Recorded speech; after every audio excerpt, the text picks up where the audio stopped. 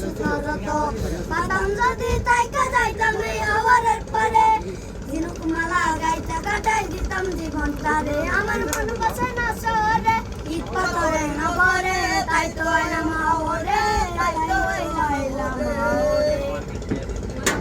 চারিদিকে সবুজ পানি আর সেখানে ভাসছে একটি নৌকা, সেই নৌকায় আমরা। অবশেষে টাঙ্গুয়ার হাওরে ঘুরতে যাওয়ার স্বপ্নটাও পূরণ হলো। আবদুল্লাপুর এনা বাস কাউন্টার থেকে 11:45 শুরু হলো আমাদের মূল যাত্রা। রাত 2টার দিকে হোটেল রাজমণিতে হয় আমাদের যাত্রা বিরতি। 20 মিনিট বিরতির পর আবার যাত্রা শুরু হয় আমাদের। এখন সকাল 6টার মতো বাজে, সূর্য মাত্র উঠছে আর প্রকৃতি যেন নতুন রূপে সেজে উঠছে। মাঠ, ঘাট, ব্রিজ সব পেরিয়ে আমরা এগিয়ে যাচ্ছি আমাদের গন্তব্যে।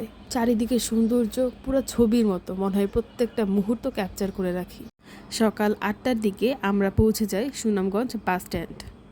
আমরা যাব আনোয়ারপুর আর বাকিটা পথ যেতে হবে সিএনজিতে। উঠে পড়লাম সিএনজিতে এবং সিএনজি তার যাত্রা শুরু করলো। যত সামনের দিকে আগাচ্ছি সবকিছু যেন সুন্দর থেকে সুন্দরতর হচ্ছে। ওই যে দূরে পাহাড় দেখা যাচ্ছে, এই পাহাড়ের খুব কাছে আমরা যাব। যাত্রার মাঝখানে নিয়ে নিলাম একটু চা বিরতি। রাস্তার দুই সাইডের বিলে অসংখ্য লাল শাপলা ফুল ফুটে আছে। দেখতে এগুলো এত বেশি সুন্দর লাগছিল। আমাদের যিনি সিএনজি মামা ছিলেন তিনি আমাদের শাপলা ফুল তুলে এনে দেন। এই যে ওই দূরের শাপলা এখন আমার হাতে। ফুলকে বাতাস খাওয়াতে খাওয়াতে আমরা আবার যাওয়া শুরু করি। অবশেষে পৌঁছে গেলাম আমাদের কাঙ্ক্ষিত স্থানে, আনোয়ারপুর ঘাটে।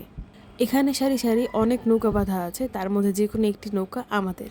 আগামী প্রায় 2 দিনের জন্য এই নৌকাটা আমাদের নৌকার নাম কাগজের নৌকা। আগামী 2 দিনের জন্য এই রুমটাও আমাদেরই। আমরা নৌকার ছাদে চলে এসেছি। ছাদটা খুবই সুন্দরভাবে অনেক গাছপালা অনেক কিছু দিয়ে সাজানো। তখন প্রায় 10টা, 10:30টার মতো বাজে। প্রচণ্ড রোদ, তারপরও আমরা ব্রেকফাস্টটা ছাদে বসেই কমপ্লিট করি। ব্রেকফাস্টে ছিল খিচুড়ি, ডিম ভুনা আর সালাদ, আর সাথে ছিল চাটনি। খাবারের টেস্ট মোটামুটি ভালোই ছিল। অবশেষে আমাদের নৌকা ঘাট থেকে ছেড়ে দিল। পানির উপর ভেসে চলেছি আমরা আর উপভোগ করছি সুন্দর প্রকৃতি। ওই যে দেখা যাচ্ছে ভারতের মেঘালয়, এটার অনেক কাছে আমরা যাব।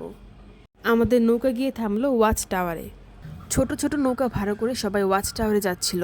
অনেকে ঘাট থেকে একটু মাঝখানের দিকে গিয়ে পানিতে ঝাপাঝাপি করছিল। আমরাও একটি ছোট নৌকা ভাড়া করে ওয়াচ টাওয়ারের খুব কাছে যাই, যদিও আমরা ওয়াচ টাওয়ারের উপরে উঠিনি, বরং আমরা হাওরের পানিতে অনেকক্ষণ গোসল করি। দুপুর 3টার দিকে আমাদের লাঞ্চ সার্ভ করা হয়। খাবারের মধ্যে ছিল সাদা ভাত, পোয়াল মাছ ভুনা, একটি সবজি তরকারি, আলু ভর্তা, সরিষা ভর্তা, তারপর শুটকি ভর্তা, আর ছিল শসা ও লেবু, আর একটি ছিল ঘন ডাল।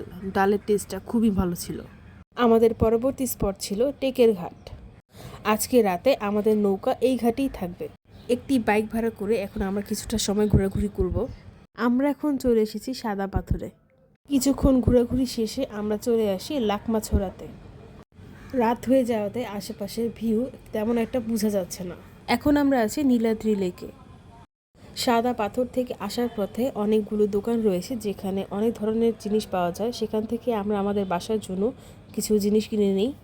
নৌকায় খাওয়ার জন্য কিছু স্ন্যাক্সও নিয়ে নিই। নৌকায় চলে এসেছি এবং আমাদের সন্ধ্যার স্ন্যাক্সে ছিল মুড়ি মাখা। ওই যে লাইটের বর্ডারগুলো দেখা যাচ্ছে ওটাই লাকমাছড়া, আমাদের নৌকা থেকে খুব ভালোভাবে দেখা যাচ্ছিল। রাত 10টার দিকে রাতের খাবার সার্ভ করা হয়।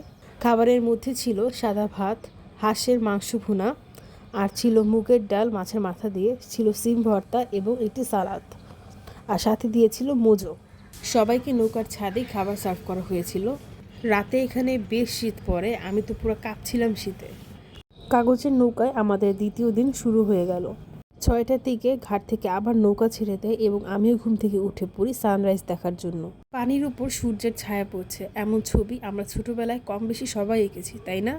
10টার দিকে আমাদের খাবার সার্ভ করা হলো। খাবারের আইটেমে ছিল খিচুড়ি, ডিম ভুনা, সালাদ আর চাটনি। আর আমাদের নৌকা এসে থামে বারেক টিলাতে, আর সেখান থেকে আমরা চলে যাই আলহাজ জয়নাল আবেদিন শিমুল বাগানে।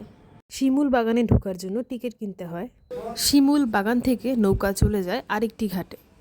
এখন আমরা চলে যাব বারিকা টিলা টেকের ঘাট সীমান্ত এলাকাতে।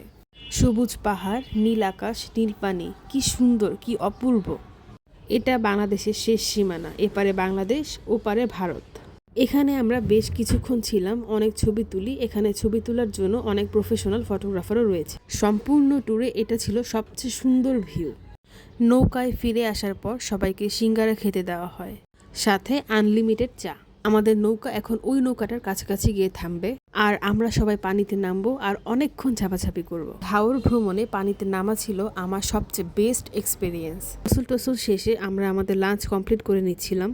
লাঞ্চ আইটেমে ছিল সাদা ভাত, ছোট মাছ ভুনা, দেশি মুরগির মাংস ভুনা, করলা ভাজি, আলু ভর্তা আর ঘন ডাল এবং সাথে সালাদ। খাওয়া দাওয়া শেষ করে আমরা ছাদে এসে বসেছিলাম, কারণ আমাদের হাওর ভ্রমণের সময় প্রায় শেষের দিকে, তাই সেই সময়টা উপভোগ করার চেষ্টা করছিলাম।